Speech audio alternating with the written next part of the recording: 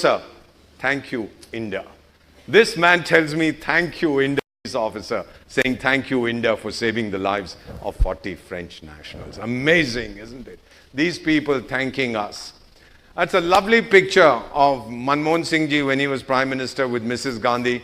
And in front of them is the British then Prime Minister David Cameron. This is a cartoon from The Economist magazine. And the British Prime Minister bowing in front of the Indian and saying, please give us some money. My country has no money. Please give us some money. I must have been having drinks when I saw this cartoon. But this is the reality that we are seeing today. The rise of people's direct action is the fourth mega trend in India. Media activism, judicial activism. You all know the story of chief ministers being put in jail. There are, at this point of time, at least 2 former chief ministers of Haryana and of Bihar who are in jail. There's a famous Bollywood actor. Everybody was very happy that he was acquitted. He was not. He was given bail. Let me promise you, if the case goes as it should, this guy will spend a lot of time in jail because the law is now equal for everybody. Beta, this is the new India. This India is owned by its people, not by any individual. Just one digression on food. Sir, Mr. President, do you know what hunger is? Do you know what hunger is? You don't. Sir, do you know what hunger is? I'll tell you. 1965, we fought a war with Pakistan. 1966, the rains failed. Do you remember that, sir? 67, the rains failed. We had to import 9 and 11 million tons of food from the United States. We were living on what is called ship to mouth. The ship would bring us the food, the wheat to eat. And Mondays we were not supposed to eat. Ma'am, you might remember that. We were not supposed to have a meal, not have dinner. Ask me. Not that my father couldn't afford it, but he was a loyal Indian and he said no. And a 15-year-old kid sleeping hungry, let me assure you it wasn't easy. And this country that begged for food, and Mrs. Gandhi turned around and told her assistant, India will never beg for food again. This country that spread its hands and said, feed us, is in 2018 the second largest producer of food in the world. Your country. This is the mega trend we are seeing. This is the change we are seeing. India's consumer story, according to Goldman Sachs, will be shaped by people like you. We call you the Gen Z, born after 2000. People like you and I. Those fellows in the front row are all oldies. They don't know. But we have to shape the future of this country. And Goldman Sachs says, this will be the world's most compelling story for the next 20 years. We can do it because we are Indians. 2015, Prime Minister said we will have 20 gigawatts. 1 gigawatt is a billion watts. We'll have 20 gigawatts of solar energy. We will have it by 2022. Announcement made in 2015. People said, you can't do it. We said, oh yeah, we'll show you. 4 years ahead of schedule. On 31st January 2018, we produced 21 gigawatts of solar energy.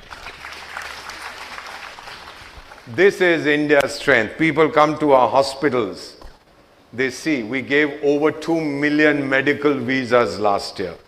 People coming for treatment. One of the presidents of Africa I'm privileged to serve came. When we treated him, repaired him, he said, can I see the bill? I said, no, sir. You're a guest of my government, Atiti Deva Baba. Said, no, I want to see the bill. We said, all right, see the bill. He saw it.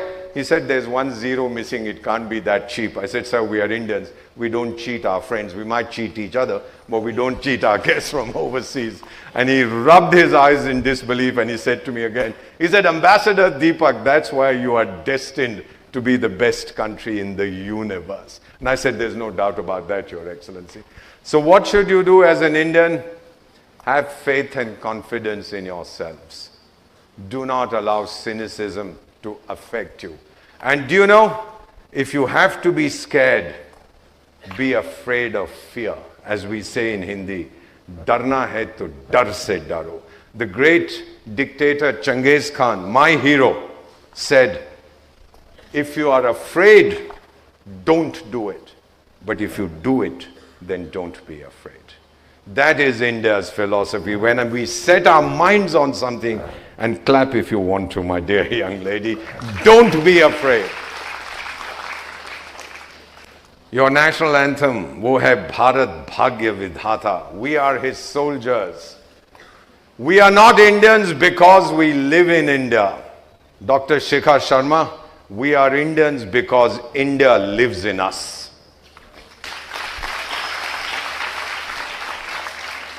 I have just one request for all of you young kids here. Write the destiny of India with your own hands, so that no one else is able to write it for us. For too long have others shaped the future of India. Now, India will shape its future itself. I touch my ears because I ask God to forgive me for saying that we will write our destiny ourselves. Height of the Kargil War. Have you heard of the Kargil War, 1999? Young Indian soldier, or not even a soldier, a villager, comes to register for the army. People asked him, how can you? Both his legs were cut off below the knees. They said to him, you cannot join the army, you are handicapped. You don't have your legs below your knees. This kid pulls himself up and replies, gentlemen, I have come to fight, not to run. Look at the spirit of this boy. I have come to fight, not to run. We are the brave men and women who work while others sleep. We stay while others run. My dear sons and daughters, my dear colleagues, let us build India's pillars deep and lift them to the sun. Let's take India so high that whoever looks at us, he topples over. Do it for us, do it for yourselves, do it for the generations to come. Incredible India, chafing, churning, changing. Here's a book by an American diplomat, published this year. India, Our Time Has Come. How India is shaping its place, making its place in the world.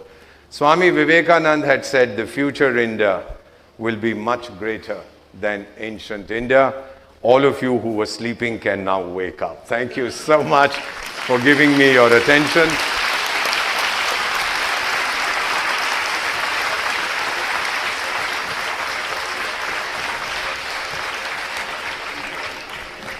I can't hear you clap.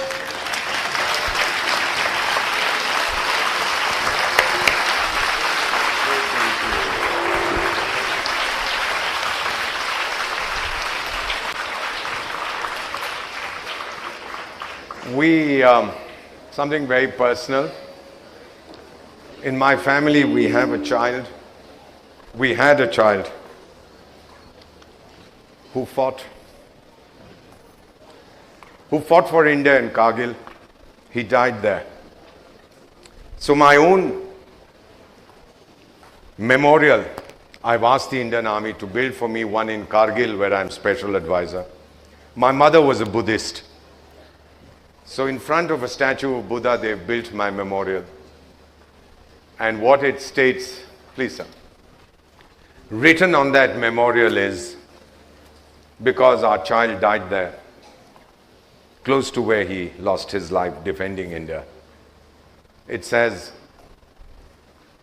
scattered in the dust, silent I remain. When India's bugle calls, I will rise again. Thank you very much.